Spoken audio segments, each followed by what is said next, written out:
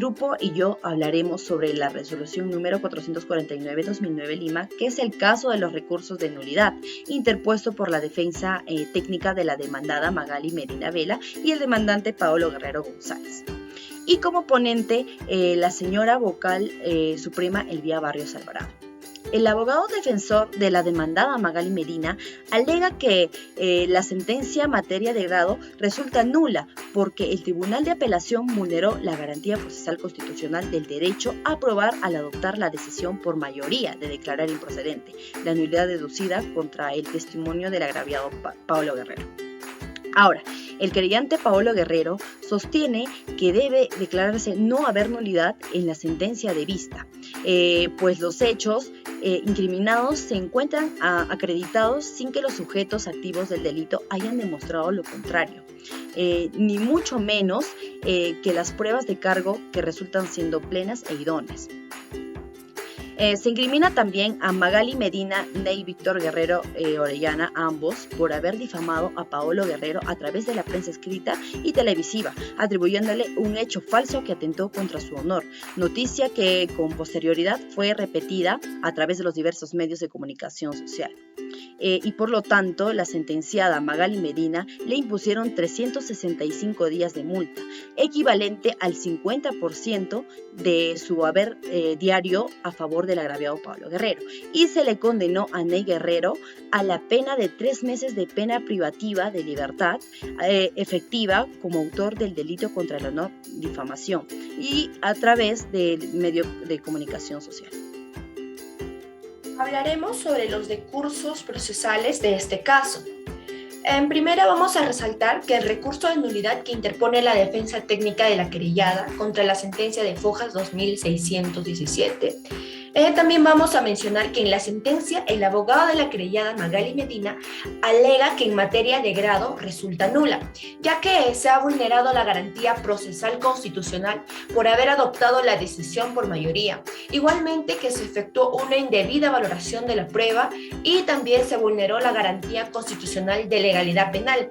Pero el querellante Paolo Guerrero sostiene que debe declararse no haber nulidad en esta sentencia recurrida, ya que es de modo claro, lógico, jurídico y también expresa los fundamentos de hecho y derecho, la cual justifica la decisión.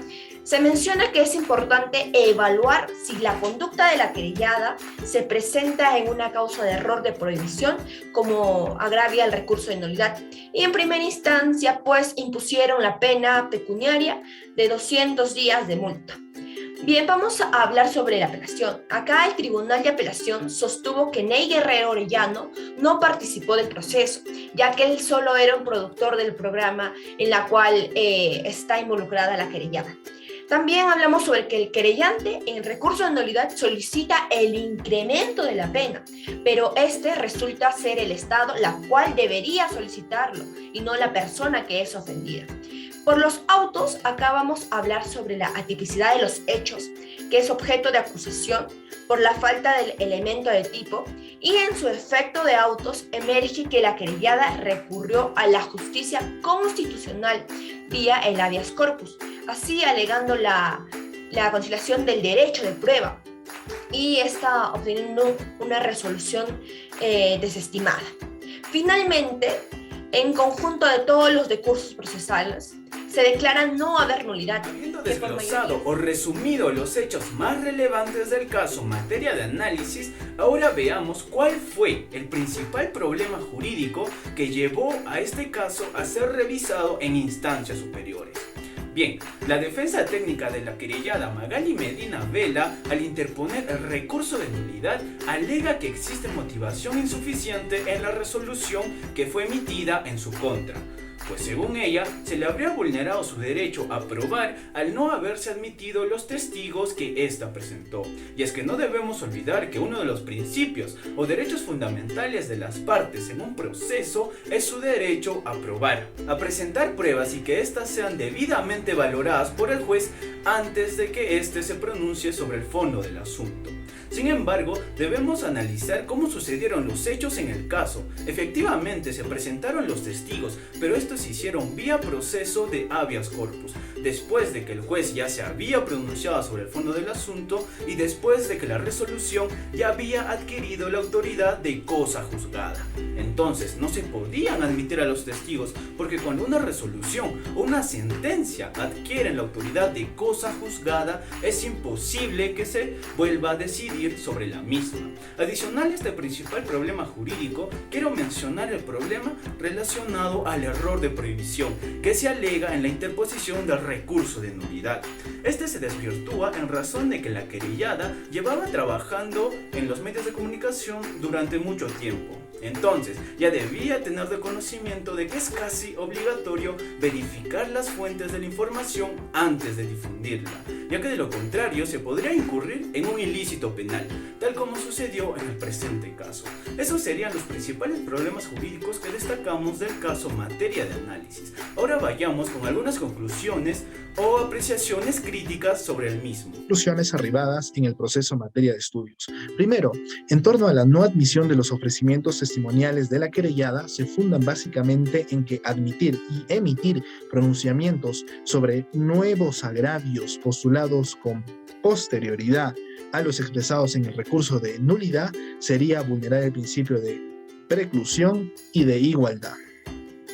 Por otra parte, la no presencia en la declaración preventiva del querellante no afectó fundamentalmente su derecho a la prueba, y menos su derecho a la defensa, básicamente porque el derecho a la prueba no es ilimitado o irrestricto.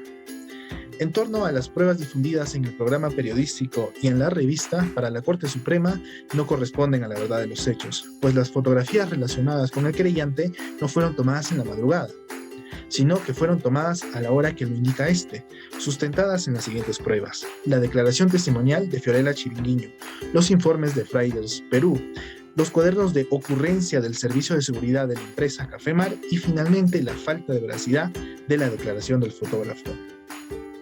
Respecto a la prueba de descargo, la querellada señaló que actuó bajo el principio de confianza. Sin embargo, esta información no es consistente con lo proporcionado por el fotógrafo, quien desarrolló, al igual que los otros testigos, su actividad dentro del ámbito de una organización vertical y en relación de subordinación a la querellada. Por ende, la valoración de la incriminación suficiente para generar convicción sobre la materialidad del delito y la culpabilidad de la querellada. En ese mismo sentido, Magali Medina, dentro de esta organización vertical de trabajo, ostentaba la posición de garante, con capacidad para que se le atribuya el resultado acaecido. Para la Corte Suprema, en el presente caso, no es admisible asumir la aplicación del principio de confianza, pues en el marco de sus actividades públicas que realiza la encausada, se requiere un proceder cauteloso y riguroso, más aún cuando se asume altos riesgos de afectación a bienes jurídicos de terceros. Todo ello va a concluir que su representación de vulneración de la norma era altamente probable. Sin embargo, se conformó con él, siguió adelante e incrementó significativamente el riesgo y lo asumió voluntariamente. En virtud de ello, queda claro para la Corte Suprema su consistente desinterés hacia la verdad, siendo por ello atribuible el delito subjetivamente por dolo eventual.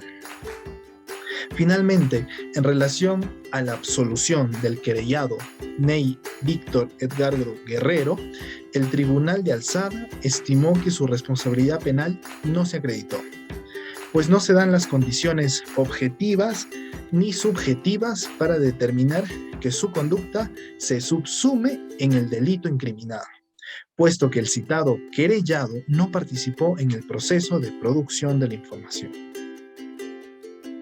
Nuestra opinión en torno al caso materia de estudios se basa en estar de acuerdo a la resolución de la Corte Suprema, básicamente por los siguientes argumentos.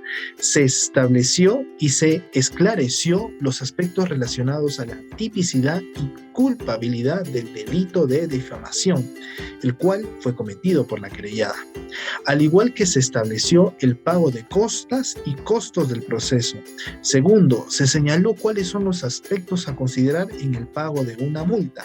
Tercero, el uso de la doctrina y la jurisprudencia vinculante para resolver el caso. Y finalmente, en suma, la Corte Suprema actuó debidamente, pronunciándose en todos los asuntos a los cuales fueron consultados, cumpliendo con su deber adecuadamente. Muchas gracias.